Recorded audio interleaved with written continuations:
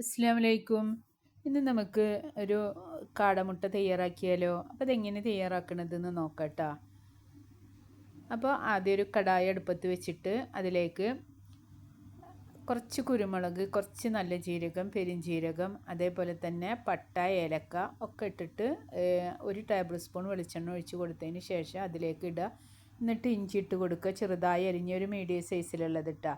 അതേപോലെ തന്നെ വെളുത്തുള്ളി 4 എണ്ണം നീളത്തിൽ അരിഞ്ഞിട്ട് കൊടുക്കുക. പച്ചമുളക്, സവാള, ഒരു മീഡിയം സൈസിലുള്ളൊരു സവാളയാണ് എടുത്തിട്ടുള്ളത്. എന്നിട്ട് നന്നായിട്ട് വഴറ്റി കൊടുക്കട്ടോ.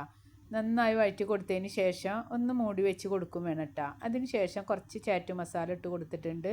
അതേപോലെ തന്നെ കാശ്മീരി ചില്ലിപ്പൊടി, മഞ്ഞൾപ്പൊടി. ചാറ്റ് മസാല ആണ് ഇതിലേക്കൊക്കെ ഏറ്റവും നല്ലത് കേട്ടോ. എന്നിട്ട് അതിന് ശേഷം ലാസ്റ്റാണ് എപ്പോഴും തക്കാളി ലാസ്റ്റ് ഇട്ട് കൊടുക്കണം, ഫസ്റ്റ് ഇട്ട് കൊടുക്കരുത്. അപ്പം മസാലകളൊന്നും ഈ ഉള്ളി ഇതൊക്കെ കൂടെ മസാല ഒന്ന് പിടിക്കാൻ വേണ്ടിയിട്ടാണ് തക്കാളി ലാസ്റ്റ് ഇട്ട് കൊടുക്കുന്നത്. എന്നിട്ട് അതിന് ശേഷം കുറച്ച് മല്ലിച്ചപ്പ് ഇട്ട് കൊടുക്കുന്നുണ്ട് കേട്ടോ. മല്ലിച്ചപ്പ് എപ്പോഴും നമ്മൾ ഭംഗിക്ക് ഇട്ട് കൊടുക്കുകയല്ല, കറിയിലിട്ട് കൊടുക്കുകയാണെന്ന് വെച്ചെങ്കിൽ നല്ലൊരു ടേസ്റ്റാണ്. ലാസ്റ്റ് ഇടുന്നേക്കാൾ നല്ലത്, വേണമെങ്കിൽ ലാസ്റ്റ് ഇട്ട് കൊടുക്കുക, ഇടുന്നേക്കാൾ നല്ലത് ആദ്യം ഇട്ട് കൊടുക്കുകയാണ് കേട്ടോ.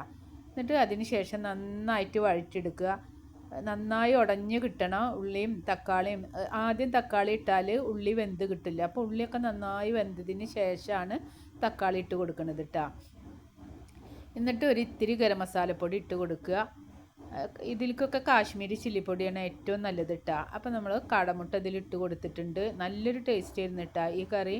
നിങ്ങൾ ഇതുപോലെ ചെയ്ത് നോക്കിയിട്ട് കമൻറ്റ് പറയണം. ഇതിലേക്ക് എടുത്തിട്ടുള്ളത് ചപ്പാത്തിയാണ്. ലാസ്റ്റ് കുറച്ച് വേപ്പില ഇട്ട് കൊടുക്കുക. പിന്നെ ഗരം മസാലപ്പൊടി മറക്കരുത് കേട്ടോ, ലാസ്റ്റ് ഇട്ട് കൊടുക്കണം. വേണമെങ്കിൽ ഇത്തിരി കുരുമുളക് പൊടി ഇട്ട് കൊടുക്കുക. അപ്പോൾ ഇതിലേക്ക് എടുത്തിട്ടുള്ളത് ചപ്പാത്തിയാണ്.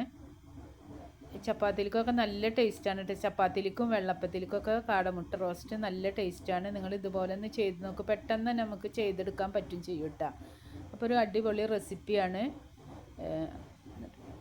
നിങ്ങൾക്ക് ഇഷ്ടപ്പെട്ടാൽ ലൈക്ക് ചെയ്യണം, ഷെയർ ചെയ്യണം, എല്ലാവർക്കും ഷെയർ ചെയ്ത് കൊടുക്കണം കേട്ടോ. ഇഷ്ടമായാൽ സബ്സ്ക്രൈബ് ചെയ്യണം. അസ്സലാമലൈക്കും. അടുത്ത വീഡിയോ ആയിട്ട് കാണാം. അപ്പോൾ ഇതിലേക്ക് രാത്രിക്കാലത്തെ ഫുഡാണ് കേട്ടോ, ചപ്പാത്തിയും കാട റോസ്റ്റും. നല്ല ടേസ്റ്റ് ഉണ്ടായിരുന്നു കേട്ടോ.